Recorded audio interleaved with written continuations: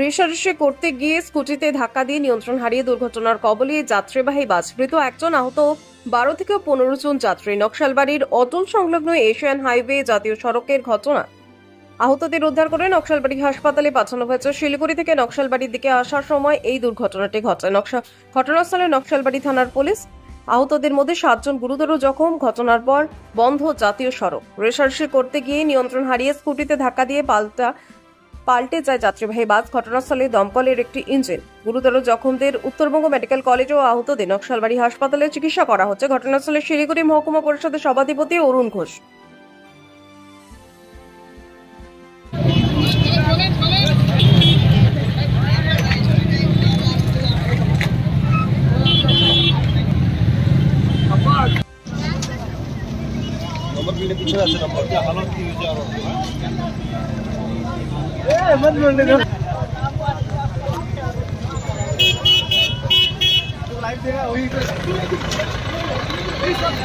जो खबर है पुलिस भी जो आसपास के लोगों को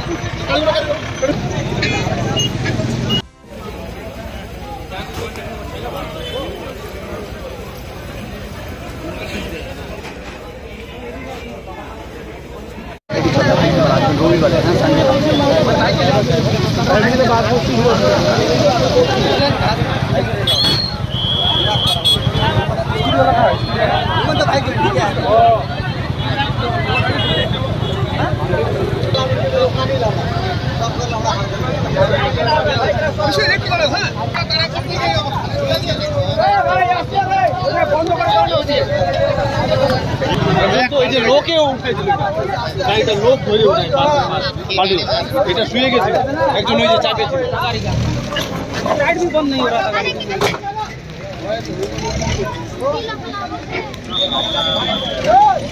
কি হয়েছে? এটা হচ্ছে বাসটা শিলিগুড়ি থেকে নকশালবাড়ি অভিমুখে আসছিল। কোনো একটা স্কুটিকে বাঁচাতে যেই এই দুর্ঘটনাটা ঘটে।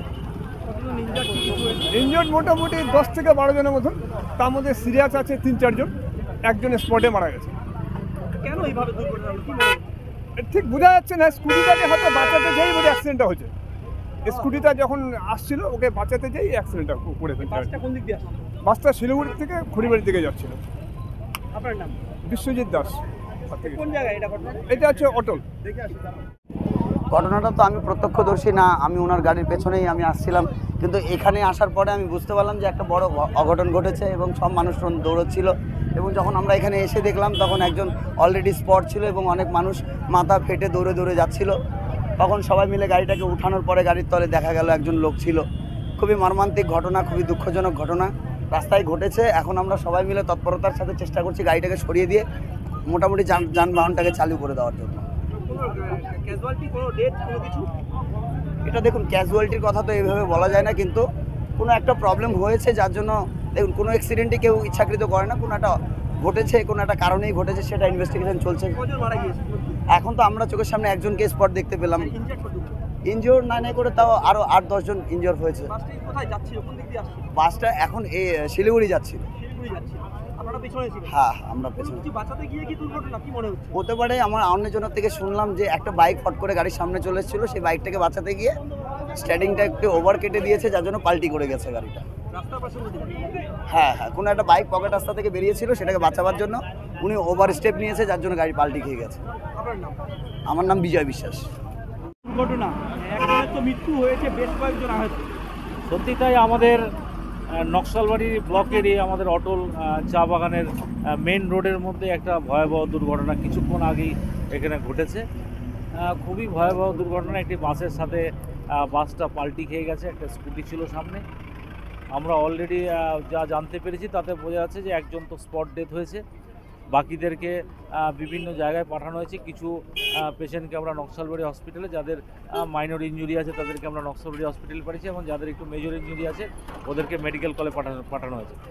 ফার্স্ট এডটা করার পরে বোঝা যাবে যে কতটা ওনাদের ট্রিটমেন্টের প্রয়োজন আছে। যদি যতটা ট্রিটমেন্টের দরকার হবে আমরা আছি, আমরা চেষ্টা করব যাতে পেশেন্ট ভালোভাবে ট্রিটমেন্ট পায়। অলরেডি ডিএম ম্যাডামের কাছেও খবর আছে এবং সিএমএস সাহেব অলরেডি ওইখানে কথা বলেছেন। আমরা অ্যাম্বুলেন্সগুলোকে, যতগুলো অ্যাম্বুলেন্স ছিল আমরা নিয়ে এসে রিকভারিটা খুব তাড়াতাড়ি হয়েছে। এবং ধন্যবাদ জানাই আমাদের গ্রামের মানুষদের, যারা যখনই ঘটনাটা ঘটেছে সঙ্গে সঙ্গে কিন্তু উদ্ধার কার্যে সমস্ত গ্রামবাসীরা এখানে উপস্থিত হয়েছে এবং সেই জন্য কিন্তু আমরা অনেক তাড়াতাড়ি ট্রিটমেন্টটাও শুরু করতে পেরেছি।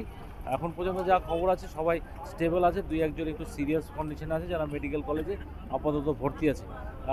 আপাতত যা খবর তাতে একজন মারা গেছে, বাকিটা আমরা দেখছি, আর একটু পরে খবর আসবে। এখন পর্যন্ত যেভাবে হয়েছে তার চেহারাটা এখনো বোঝা যাচ্ছে না, তবে একটু পরে আমরা জানতে পারবো হয়তো। এখন ওটা দাদা রাস্তা তো ভালো, কিন্তু দুর্ঘটনা কেন, কি মনে হচ্ছে? দেখুন, এটা কি বলবো, রাস্তা তো আপনারা সবাই জানেন যে এখনকার রাস্তা কোনো খারাপ নেই। আমার মনে হয় এটা ওভারটেকিংয়ের কোনো ব্যাপার হতে পারে। আমরা বারবার সাবধান করছি, আমাদের মাননীয় মুখ্যমন্ত্রী বারবার বলছে safe drive, safe life, safe drive, safe life. মানুষকে কিন্তু এটা বুঝতে হবে, কারণ যানবাহন এখন এতটাই বেড়েছে। আমরা জানি যে এই রাস্তাটা অনেক বিজি রাস্তা, সবসময় এখান থেকে কিন্তু প্রচুর যানবাহন চলাচল করে, কিন্তু এরকম ঘটনা আমরা মানে ইচ্ছাকৃত ঘটনাগুলোকে আমাদের কিন্তু বন্ধ করতে হবে। আমরা চেষ্টা করছি যে আমরা আমাদের প্রশাসন, পুলিশ প্রশাসন সঙ্গে সঙ্গে স্পটে ট্রাফিক উপস্থিত হয়েছে। আমরা চেষ্টা করছি যে যত তাড়াতাড়ি সম্ভব বাকি যেগুলো কাজ আছে এখানকার, এখন আর এখানে কোনো পেশেন্ট নেই, বাকি কাজগুলো করছি। এবং আমরা আগামী দিনে এটা নিয়ে অ্যাওয়ারনেস ক্যাম্প করবো। আমরা সবাইকে সচেতনতার একটা শিবিরও করা দরকার আছে। সবাই আপনারা আসুন, যে এইভাবে কারো ব্যক্তিগত দোষের জন্য যাতে সাধারণ মানুষ যাতে এইভাবে বিপদে না পড়ে, সেটা আমাদের চিন্তার বিষয়। এটা আমরা আগামী দিনে এটার দিকে লক্ষ্য রাখবো, দেখা যাবে।